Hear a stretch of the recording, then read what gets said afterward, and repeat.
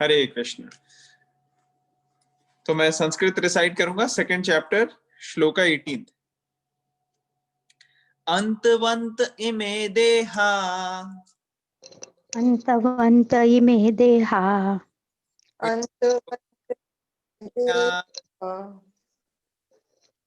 अनाशिनो अप्रमेयस्य, नित्यस्योक्ता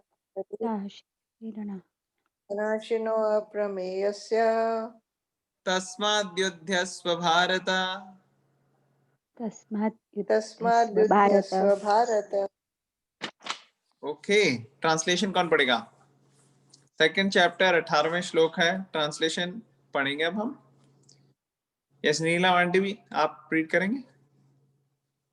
मैं पढ़ती हूँ। Please. The material body of the indestructible, immeasurable, and eternal living entity is sure to come to an end. Therefore, fight, O descendant of Bharata.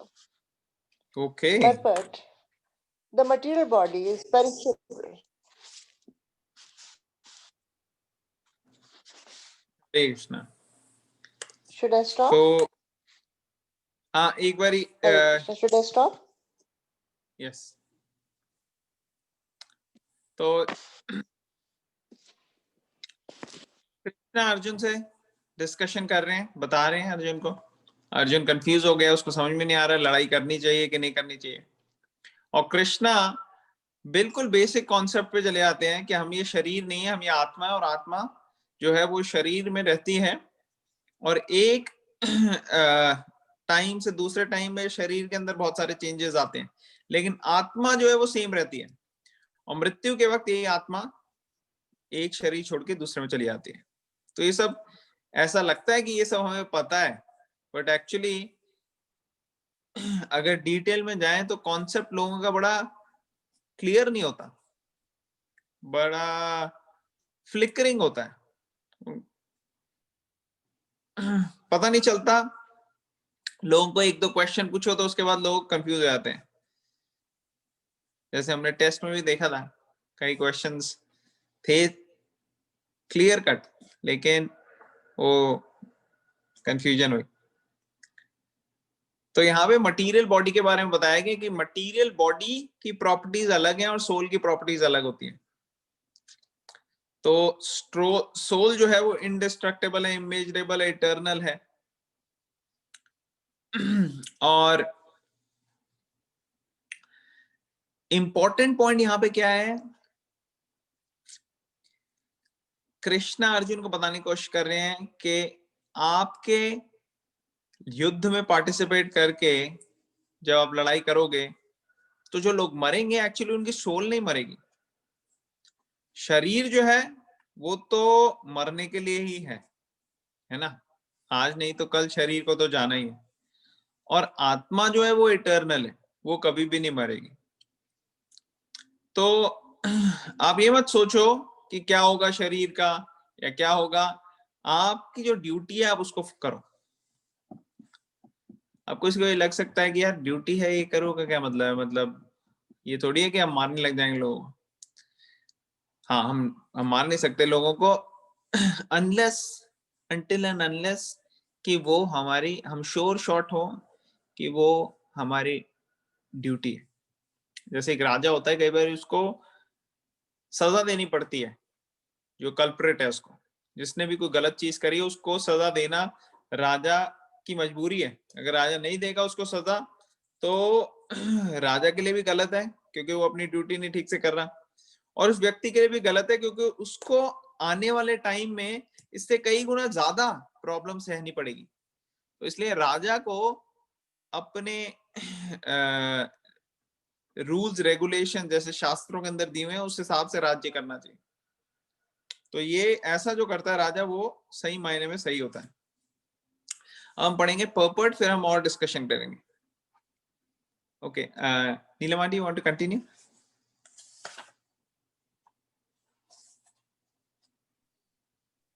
मैं पढ़ती हूँ। Purport: the material body is perishable by nature. It may perish immediately or it may do so after 100 years. It is a question of time only. There is no chance of maintaining it indefinitely. But the spirit soul is so minute that it cannot even be seen by an enemy, to say nothing of being killed. As mentioned in the previous verse, it is so small that no one can have any idea how to measure its dimension. So, from both viewpoints, there is no cause of lamentation, because the living entity, as he is, cannot be killed, nor can the material body be saved for any length of time or permanently protected. Okay, The stop, minute particle of the whole spirit. यहाँ पे stop करते हैं, हम थोड़ा discussion करेंगे फिर आगे बढ़ेंगे, ठीक है ना? ओके, तो मटेरियल बॉडी ये पेरिशेबल है, और या तो ये अभी खत्म हो जाएगी या काफी दिन के बाद होगी, लेकिन अल्टीमेटली खत्म तो होगी। जैसे कई बार हमको आज कोई चीज करनी होती है ना, हम कहते हैं कि कल कर लेंगे, खासकर अगर वो इतनी प्लीजिंग नहीं है, इतनी अच्छी नहीं है ना, तो हम सोचते हैं कल कर लेंगे, जैसे बड़ा कुछ चेंज हो जाने वाला है। एक्चुअली अगर कोई मिजरी आनी, कोई प्रॉब्लम आनी है, तो हम उसको टालने की कोशिश करते हैं कि बाद में आए। क्यों? क्योंकि हम आज चाहते हैं कि आज मिजरी ना मिले। बट एक्चुअली आज या कल मिजरी तो आनी आनी है। प्लानिंग क्या होनी चाहिए कि अल्टीमेट जो हमारा गोल है, अल्टीमेटली जिसके लिए हमारे को ये शरीर दिया गया, उसका क्या मकसद क्या है, वो मकसद पूरा होना चाहिए। अगर हम बहुत ज्यादा फोकस करेंगे कि हमारे को हैप्पीनेस मिले, डिस्ट्रेस मिले, सॉरी हैप्पीनेस मिले डिस्ट्रेस ना मिले, अगर इस पर बहुत ज्यादा फोकस करेंगे तो हम अपना काम से फोकस हट जाता है। और वही अगर हम फोकस रखेंगे कि हमें क्या करना है, काम क्या है हमारा काम एक्चुअली ये है कि ये शरीर हमें मिला है भगवान के साथ कनेक्शन करने के लिए। अगर हम कनेक्ट कर लेंगे और उसके अंदर अपनी स्पिरिचुअल रियलाइजेशन कर लेंगे तो वो परफेक्ट चीज हो जाएगी। और उसके बीच में अगर कोई इनकन्वीनियंस थोड़ी बहुत आती भी है तो उस पर अगर हम फोकस ना करें तो हमको बहुत ज्यादा बेनिफिट होने वाला है। और शरीर को अगर हम फोकस करते रहें तो ये शरीर जो है, इसमें हम जितना भी इन्वेस्ट करेंगे, एक ना एक दिन ये सब हमसे छिन जाना है। तो इसलिए उतना इन्वेस्ट करना चाहिए जितना बॉडी के लिए नेसेसरी है। जितना नेसेसरी है उतना तो हमें करना ही पड़ेगा, लेकिन स्पिरिचुअल लाइफ को भी साथ में मेंटेन करना पड़ेगा। अगर स्पिरिचुअल लाइफ को भी साथ में मेंटेन करेंगे, मटेरियल बॉडी और मटेरियल लाइफ को भी साथ में मेंटेन करेंगे, तो हम बहुत सक्सेसफुल होंगे दोनों फील्ड में। और अगर हम सिर्फ मटेरियल बॉडी को ही मेंटेन करने के चक्कर में रहेंगे और स्पिरिचुअली हम बिल्कुल भी अपनी स्पिरिचुअल क्वेश्चन को फुलफिल नहीं करेंगे, तो बहुत ज्यादा हमारे को इस लाइफ में भी प्रॉब्लम हो सकती है और आने वाली लाइफ में भी प्रॉब्लम होगी, जैसे इस बॉडी के बाद जो नेक्स्ट बॉडी मिलेगी। तो इसलिए बेस्ट है कि स्पिरिचुअल लाइफ को हम सीरियसली लें। तो भगवत गीता इस चीज के बारे में ट्रेन करती है, और अर्जुन को भी कृष्णा यहाँ पे यही बता रहे हैं कि ये जो शरीर है इसने तो कभी ना कभी एंड हो जाना है, इसलिए आप अपनी ड्यूटी पे फोकस रखो। अब यहाँ लिखा है spirit soul is so minute. अब यहाँ पे एक चीज देखी हुई है कि जो आत्मा है उसकी प्रॉपर्टीज दो तरीके से बताई गई हैं। एक तो कोई भी जैसे आपको चीज अगर बतानी होती है तो आप दो तरीके से बताते हो। एक तो उसकी प्रॉपर्टीज बताते हो कि क्या है और क्या नहीं है। जैसे अगर मान लो मैंने पिज्जा कभी भी नहीं खाया हो और कोई मुझे आके पिज्जा बताता है कि कैसा होता है, तो एक तो वो चीजें बताएगा कि कैसा है भाई, वो सर्कुलर शेप हो सकती है उसकी, उसके ऊपर चीज की कवरिंग होती है, वो ऐसा रहता है दिखने में, उसके अंदर सॉस वगैरह डालते हैं, ऐसे करके पिज्जा के बारे में बता सकता है। फिर दूसरी चीज वो ये बताएगा नहीं ये मिठाई नहीं है पिज्जा, ये थोड़ा स्पाइसी भी हो सकता है। तो पॉजिटिव के साथ साथ नेगेटिव भी बताएगा कि मिठाई नहीं है, मतलब क्या चीज वो नहीं है वो भी बताएगा। हाँ वो लिक्विड नहीं है, नहीं नहीं वो सॉलिड है। तो ऐसे करके वो चीजें भी बताएगा जो नैरो डाउन करने में हेल्प करें कि हाँ भाई वो डेजर्ट नहीं है, वो मिठाई नहीं है, वो लिक्विड नहीं है, वो ट्रांसपेरेंट नहीं है। तो ये सब चीजें, वो पेड़ पे नहीं उगता, ठीक है ना, तो ये सब चीजें बताएगा।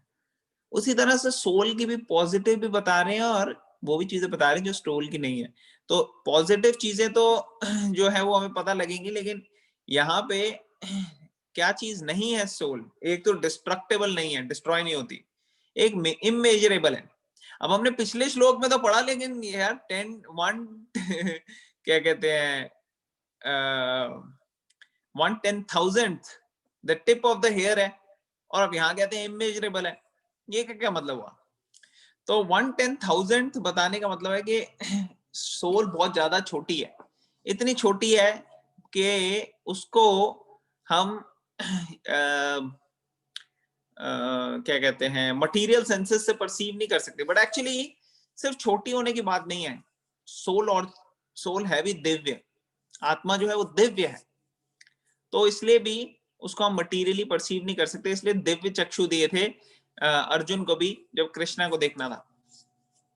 लेकिन और एक इंपॉर्टेंट चीज क्या है कि जब सोल का साइज बताया गया वो बेसिकली इस तरीके से बताया गया कि सोल एक्चुअल में एक चीज है। अदरवाइज लोग, आप बाकी सारे कई रिलीजन्स लोगे तो उसमें सोल का कॉन्सेप्ट क्लियर नहीं है उनको। जैसे मैं बता रहा था क्रिश्चियनिटी में सोल का कई बार वो सोचते हैं कि सोल जब मेल फीमेल की यूनियन हुई, दोनों पति पत्नी आए साथ में बच्चे के लिए, तो उसके बाद सोल पैदा होती है, बॉर्न होती है तब वूम्ब के अंदर। बट ऐसा नहीं है, सोल तो पहले से ही है, तब सिर्फ सोल वहां पे आती है और गर्भ में बैठती है, एक शरीर प्राप्त करती है, मगर सोल है कहीं ना कहीं। तो वो ऐसा कॉन्सेप्ट क्यों बनाते हैं? वो इसलिए बनाते हैं क्योंकि उनको री इनकारनेशन का कॉन्सेप्ट जो है वो नहीं मानना। एक्चुअली पहले ऐसा नहीं था। अगर आप क्रिश्चियनिटी में देखो, शुरू में जब क्रिश्चियनिटी शुरू हुई थी पहले 1-2 सेंचुरीज में, तब री इनकारनेशन का कॉन्सेप्ट था उनका, लेकिन वो सिस्टमैटिकली रिमूव कर दिया गया। क्यों रिमूव कर दिया गया? क्योंकि बड़े सारे, देखो 2000 साल में बहुत चेंजेस आए, उन्होंने टाइम टू टाइम अपनी बाइबल जो है उसमें चेंजेस की, लेकिन जो इंपॉर्टेंट सेक्शंस थे उनको रिमूव कर दिया कई। और एक जगह जब ये प्रीचिंग करने जाते थे क्रिश्चियंस, तो लोग कहते थे कि अच्छा रीइंकार्नेशन है, इस बारी अगर नहीं तो अगली बारी हम कर लेंगे सीरियसली जीसस को सरेंडर। तो उनको लगा कि यार ये लोग तो ढीले पड़ रहे हैं, तो ये रीइंकार्नेशन का कॉन्सेप्ट ही हटाओ, बोलो कि एक ही लाइफ मिलेगी, इसी में तुम्हारे को जीसस को सरेंडर करना है, अदरवाइज आप जा रहे हो हेल पे इटर्निटी। तो ये जो कॉन्सेप्ट है वो रिमूव कर दिया गया। बट एक्चुअली इससे बहुत बड़ी प्रॉब्लम भी हुई है, कई लोग एथीस्ट बन गए हैं क्योंकि उनको लगता है भगवान कितना क्रूर है, कितना पार्शियल है। किसी को तो इतना अच्छा शरीर दिया, किसी को इतना खराब शरीर दिया, किसी को इतनी अच्छी क्या कहते हैं रिच फैमिली दी, किसी को इतनी गरीब बनाया, किसी को इतने अच्छे देश में जन्म दिया, किसी को इतने खराब गरीब देश में जन्म दिया। तो ऐसा क्यों? अब ये आप कभी भी नहीं प्रूव कर सकते अगर आप कर्मा और रीइंकार्नेशन का कॉन्सेप्ट समझते नहीं हो। तो आपको हमेशा डाउट ही रहेगा, आपको लगेगा भगवान तो बिल्कुल सही चीज नहीं कर रहे, इसलिए कई लोग एथीस्ट बन जाते हैं। लेकिन अगर रीइंकार्नेशन का कॉन्सेप्ट हो और लॉजिकली उनको समझाया जाए तो उनको बिल्कुल क्लियर हो जाएगा। तो आज भी अगर आप देखो कई जगह सोल को बड़ा मेटाफोरिकली यूज करते हैं, जैसे वो कहते हैं मेटाफोरिकल यूज का मतलब होता है जैसे हम कभी कभार बोलते हैं ना कि आप जो काम कर रहे हो ना उसमें पूरा हार्ट एंड सोल लगा दो अपना। आप जो अपनी पढ़ाई कर रहे हो उसमें हार्ट एंड सोल रखकर, put your heart and soul. अब ये नहीं है कि पुट योर हार्ट मतलब कि चाकू मारा निकाला हार्ट और रख दिया टेबल पे, ये नहीं है। Put your heart and soul means metaphorical है कि एक्सप्लेन करने के लिए पूरे दिल से काम करो। दिल से ये नहीं कि पेन की जगह मैं दिल निकाल के उससे लिखूंगा, ये नहीं है इसका मतलब। तो ये हार्ट एंड सोल जैसे यहाँ यूज हुआ है, तो ऐसे मेटाफोरिकली कभी कभार सोल को यूज करते हैं बाकी रिलीजन में। और बड़े वेग आइडियाज है, जैसे अब बुद्धिज्म में आप देखो बुद्धिज्म में वो लोग क्या कहते हैं, वो रीइंकार्नेशन में तो बिलीव करते हैं, लेकिन वो सोल को बिलीव नहीं करते।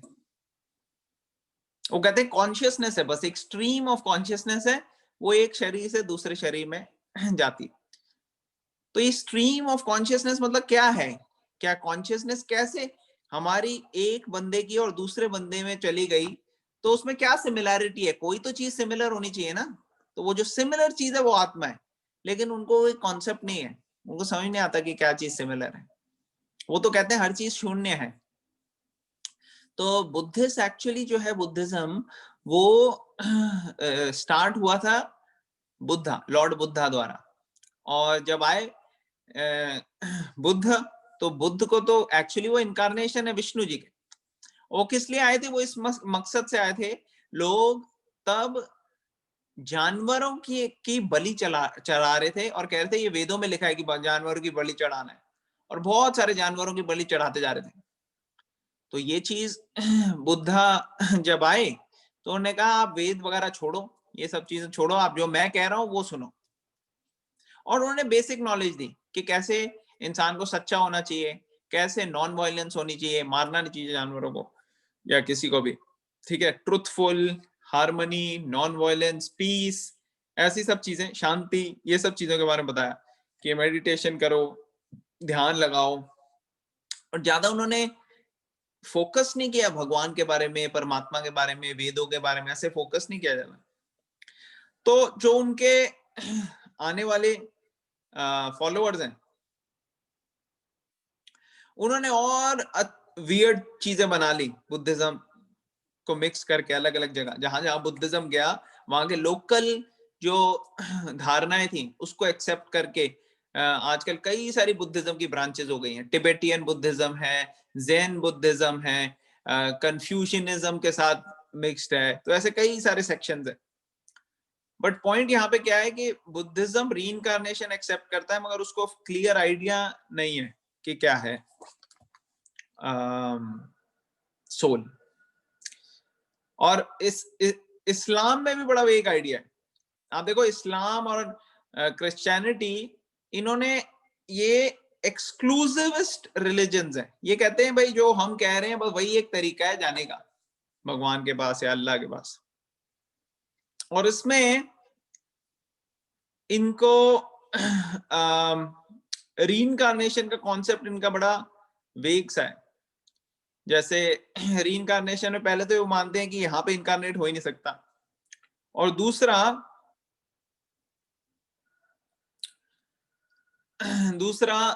जो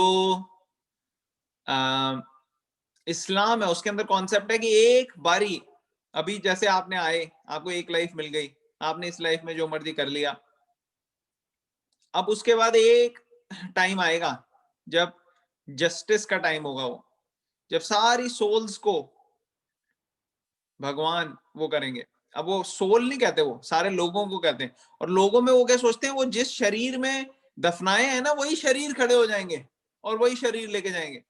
तभी कई बार क्या होता है, क्या क्या होता था, कई कई मुस्लिम्स वो क्या करते थे, वो जब मर भी गए ना कब्रिस्तान में, तो मरे हुए को, मुर्दा को निकाल के उसको भी टॉर्चर करते थे, या उसको भी फिर से। अब हमारा वैदिक कल्चर में तो ये क्लियर है कि भाई अब उस बॉडी की कोई वैल्यू नहीं है, क्योंकि ऑलरेडी उसमें से सोल चली गई है, जो पार्ट एंड पार्सल था वो चला गया। अब ये इसको बर्न क्यों करते हैं, जलाते क्यों हैं, उसको इसलिए जलाते हैं ताकि जो अटैचमेंट है आत्मा की वो ना रहे। अगर अटैचमेंट होगी तो आत्मा अपनी आगे की जर्नी कंटिन्यू नहीं कर पाएगी, वो वहीं उसी शरीर के आसपास भटकती रहेगी, उसी शरीर। क्यों? क्योंकि उसको इतना लगता है, उसको दुख लगता है कि अरे मेरे को छोड़ना पड़ रहा है, तो वो उतनी रेडी नहीं होती। इतने साल आत्मा ने शरीर में के साथ रहे।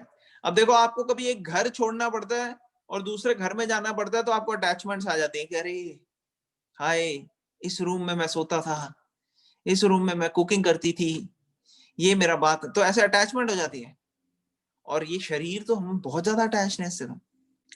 और अगर कभी आप स्कूल से जो बच्चे हैं स्कूल से ग्रेजुएट होते हैं तो इमोशनल हो जाते हैं कि अरे हम स्कूल इतने साल रहे।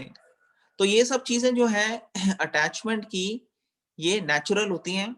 और सोल, आत्मा जो होती है वो शरीर के चारों तरफ रहती है। अब जब शरीर को जला देते हैं तो फिर आत्मा मजबूरन कंटिन्यू करती है, अदरवाइज आत्मा बहुत दुख होता है उसको, वो छोड़ना नहीं चाहती। इनफैक्ट जब लोग किसी की मृत्यु हो जाती है और लोग पीछे से रोते हैं, लोग पीछे से बहुत ज्यादा उसको याद करते हैं, तो वो नेचुरल है, मगर वो आत्मा को रोक भी लेता है, क्योंकि आत्मा जो है वो भी अटैच्ड होती है उन लोगों के साथ, तो वो भी अपनी जर्नी कंटिन्यू नहीं कर पाती आगे की, तो उसमें बड़ी पीड़ा होती है, क्योंकि वो उसके पास आत्मा के अंदर माइंड है, इंटेलिजेंस है उसके आसपास, ठीक है, और फॉल्स ईगो है, लेकिन उसके पास बॉडी नहीं है। तो जब बॉडी नहीं होती तो वो अपनी इच्छाएं पूरी नहीं कर सकती। तो बॉडी की इच्छाएं होती हैं, सॉरी आत्मा की इच्छाएं होती हैं। अब वो मटेरियल इच्छाएं मान लो उसको, जब मटेरियली हमको कितना खाना पीना ये सब अच्छा लगता है, लेकिन अगर हमारे पास शरीर ही नहीं होगा तो हम कैसे खाएंगे पिएंगे? तो इच्छा तो है, लेकिन पूरा करने के लिए वो शरीर नहीं है, तो उसमें और प्रॉब्लम होती है। तो इसलिए ऑनवर्ड जर्नी कंटिन्यू करने के लिए जो वैदिक कल्चर है उसमें ये बड़ी सिस्टमैटिक साइंटिफिक चीजें हैं कि आपको बॉडी को जल्दी से जल्दी उसको प्रॉपर तरीके से डिस्पोज ऑफ करना है, और उसके लिए प्रार्थना करनी है, मंत्र चैंटिंग करनी है, ये सब करनी है, जिससे कि उसको फैसिलिटेट हो आगे की जर्नी में। अदरवाइज बहुत सारे प्रॉब्लम्स हो सकती हैं। जो आत्मा की जर्नी होती है आफ्टर डेथ, उसमें बहुत सारी प्रॉब्लम हो सकती हैं। जिस तरीके से हमने काम किया है इस पूरी लाइफ में, उस हिसाब से हमारी जर्नी जो है वो डिसाइड होती है। जो प्योर डिवोटी बन गया है, जो प्योर भक्त बन गया है, उसके लिए फिर कोई प्रॉब्लम नहीं है। उसके लिए तो ऐसा है कि वो मरने का मतलब है आंखें बंद यहाँ पे की और आंखें खोलता है तो वो भगवान के साथ होता है, तो उसके लिए ऐसा बताया गया मोर और लेस। लेकिन जो बाकी हैं, जो मेजॉरिटी लोग हैं, मान लो उन्होंने बहुत गलत काम किए थ्रू आउट लाइफ, तो अब मृत्यु के बाद उनकी जर्नी बहुत कठिन होने वाली है, बहुत सारी पीड़ा आएगी, बहुत प्रॉब्लम आएगी आत्मा। तो उसके लिए हेल्प होती है जब हम उनसे उनके लिए प्रार्थना करते हैं। इसीलिए बहुत ज्यादा अर्जुन एम्फसाइज कर रहा था कि डिस्ट्रक्शन ऑफ फैमिली डायनेस्टी नहीं होनी चाहिए। तो ये बेसिकली मैं सिंप्लीफाइड वे में बड़ा बता रहा हूं आप लोगों को, जस्ट एक कॉन्सेप्ट होने के लिए, करने के लिए। तो जब बोलते हैं कि 1/10,000th the tip of the hair है, उसका कहने का मतलब कि एक्चुअली वो थिंग है एक जो बॉडी में है, ऐसा कोई मेटाफोरिकल चीज नहीं है soul. It is a actual thing, but it is not material thing, it is spiritual thing. तो क्योंकि ये स्पिरिचुअल है, इसको मटीरियली आप मेजर नहीं कर सकते। आप मटीरियली कोई इंची टेप लाओ या कोई इलेक्ट्रॉन माइक्रोस्कोप लाओ, उससे कहो कि मैं मेजर करता हूं सोल को, ऐसे नहीं कर सकते आप। क्यों? क्योंकि वो स्पिरिचुअल चीज है, वो मटीरियल नहीं है। तो लोकलाइज्ड एस्पेक्ट है, ये बताने के लिए एक पॉइंट किया गया है कि हाँ भाई है आत्मा वहां पे 1/10,000 टिप ऑफ द हेयर, मगर वो मटीरियल चीजों की तरह नहीं है कि वो डिस्ट्रॉय हो जाए, कि उसको आप इंची टेप से या किसी उससे इलेक्ट्रॉन माइक्रोस्कोप से मेजर कर लो, और वो इटर्नल है। अब ये पॉजिटिव चीज आ गई कि वो इटर्नल है, उसका एंड नहीं होता तो इटर्नल है। लेकिन जो बॉडी है वो इटर्नल नहीं है, इसलिए उसका एंड आएगा। तो अगर आप आत्मा को देखो तो आत्मा ना ही मरती है और ना ही किसी को मारती है। इसका क्या मतलब है ना ही किसी को मारती है? इसका मतलब ये है कि आत्मा को तो आप देख नहीं सकते ना, आत्मा को तो आप कुछ कर नहीं सकते, आप तो सिर्फ शरीर को वो कर सकते हो। शरीर जो है उसकी मृत्यु होती है, उतना परसीव कर सकते हो, हम आत्मा को नहीं देख सकते। ठीक है, अब हम आगे कंटिन्यू करेंगे। कौन पढ़ेगा? और who else will read? कोई और वॉलंटियर करेगा पढ़ने के लिए? तो प्रभु वन क्वेश्चन, हाँ जी बताइए। क्वेश्चन है प्रभु। हाँ बताओ। So when we cannot see the soul and the soul is eternal, it's always there, it cannot be killed, so what's wrong in killing?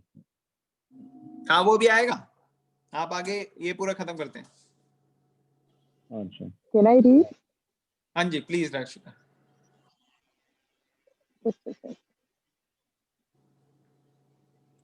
Rashika थोड़ी जोर से पढ़ना, मेरे को आवाज नहीं आ रही। ये द माइन्यूट पार्टिकल्स से पढ़ना है ना? से पढ़ना है। हाँ जी, यस, यहीं से पढ़ना है।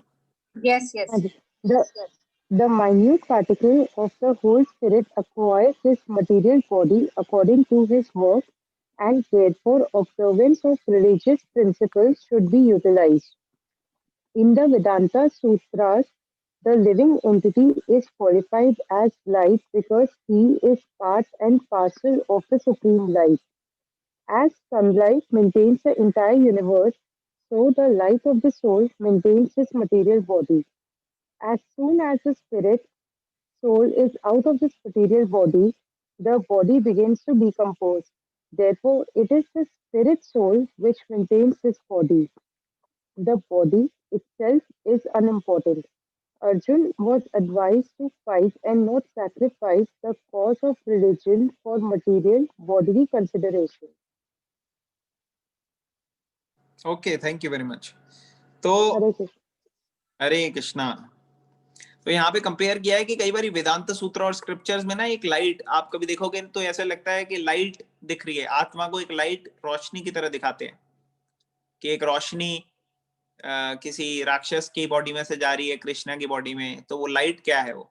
तो एक्चुअली क्या है कि ये लाइट रिप्रेजेंटेशन का मतलब ये है कि एक्चुअली जागृति जो कॉन्शियसनेस है वो पूरी बॉडी में फैला रही है। ये आत्मा जिस तरीके से सूर्य जो है उससे पूरी धरती और सब जगह प्रकाश आता है, उसी तरह इस आत्मा के थ्रू पूरे के पूरे शरीर में कॉन्शियसनेस आती है जो कि एक प्रकाश के समान है।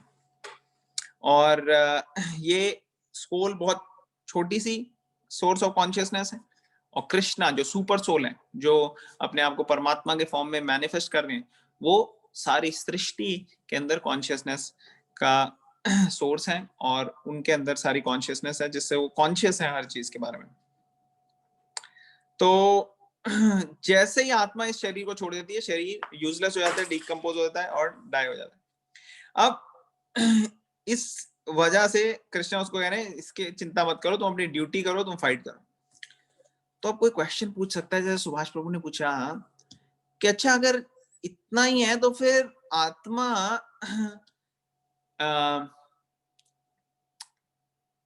की हेल्प होगी एक तरह से, अगर उसकी एक बॉडी खत्म हो जाती है और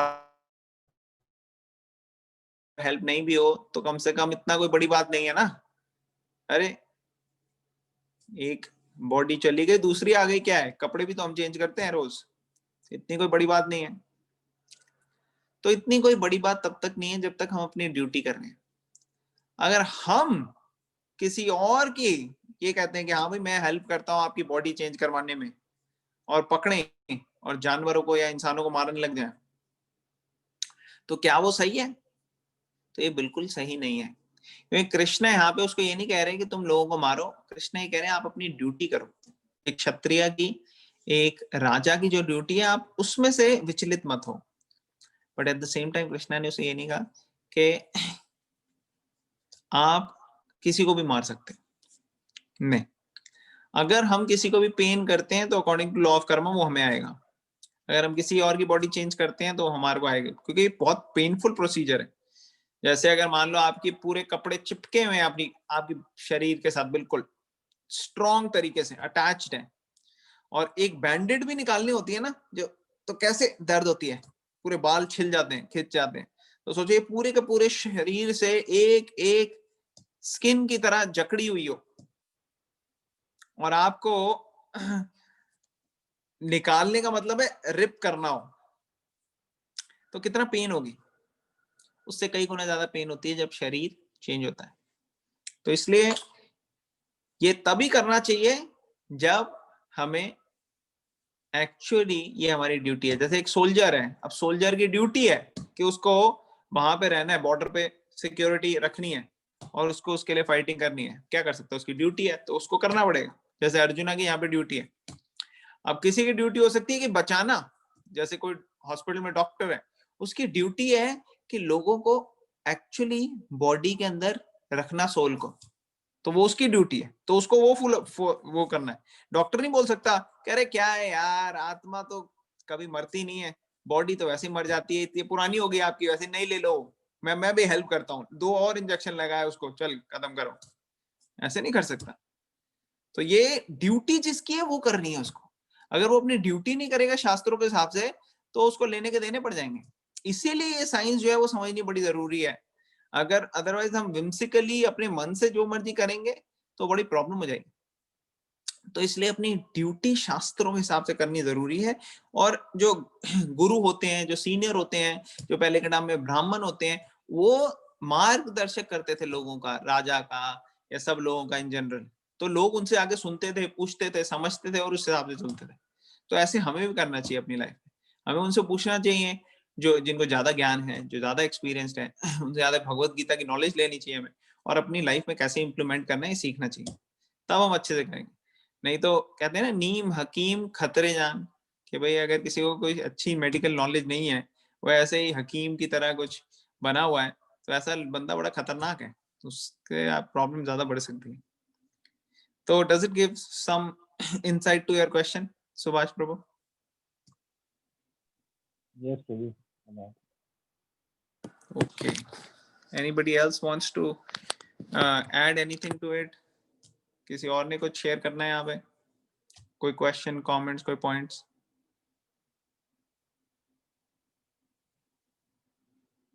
ओके, तो ये हो गई हमारी सोल की प्रॉपर्टी कि वो इंडिस्ट्रक्टेबल है, इमेजरेबल है, इटर्नल है। लेकिन जो बॉडी है उसमें ये सारी क्वालिटीज नहीं है, तो इसलिए इन सब चीजों की वजह से अर्जुन को रुकना नहीं चाहिए। अब नेक्स्ट वाले क्वेश्चन का, नेक्स्ट वाला श्लोक हम कल करेंगे। आज हम यहीं पे एंड करते हैं, समाप्त करते हैं। और मैं दामोदर, जो हम डिस्कस कर रहे थे कि दामोदर मंथ बहुत इंपॉर्टेंट मंथ है, इसके से रिलेटेड वीडियोस मैं ग्रुप में डाल दूंगा, तो वो आप लोग देख सकते हैं। और फिर आने वाले दिनों में हम कभी दामोदर क्विज भी कर सकते हैं। Okay, thank you very much everybody. अब हम एंड करें। किसी का कोई लास्ट क्वेश्चन, कमेंट या कोई पॉइंट है तो वो बता दें, नहीं तो हम एंड करेंगे।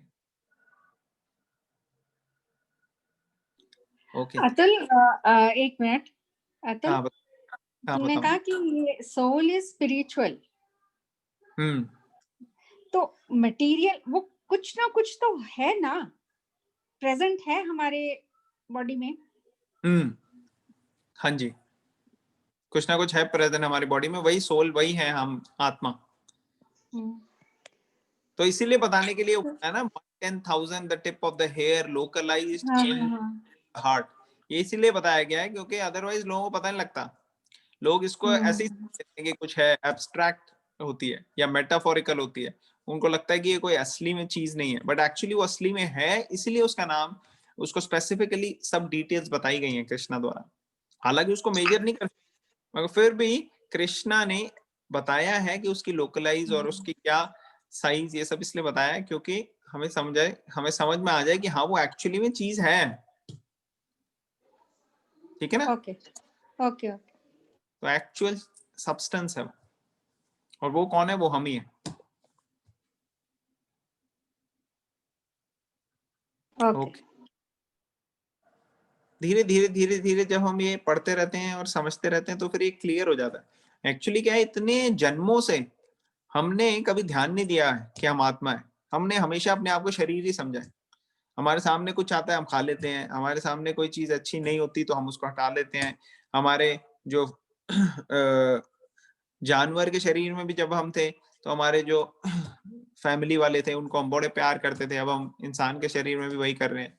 लेकिन हम ये पहली बारी हो सकता है हमको ये कॉन्सेप्ट जो है वो सही मायने में समझ में आ रहा है अब, कि हम इस शरीर से अलग हैं।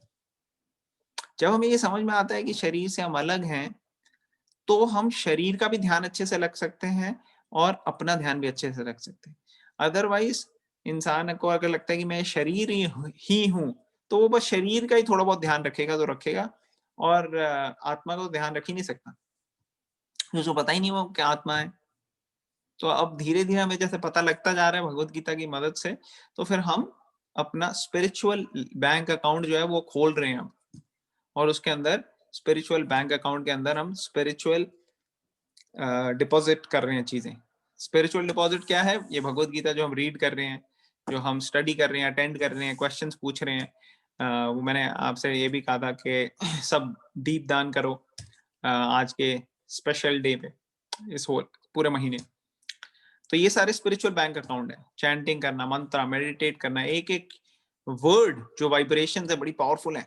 हरे कृष्ण कृष्ण कृष्ण हरे हरे, हरे राम राम राम हरे। तो उसमें एक एक चीज को सुनना और उसको फोकस करना, मेडिटेट करना, ये सारा हमारा स्पिरिचुअल बैंक अकाउंट में जाता है। ठीक है ना?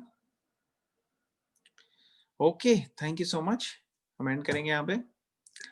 भगवत गीता की जय। जय की जय। जय हरे कृष्ण।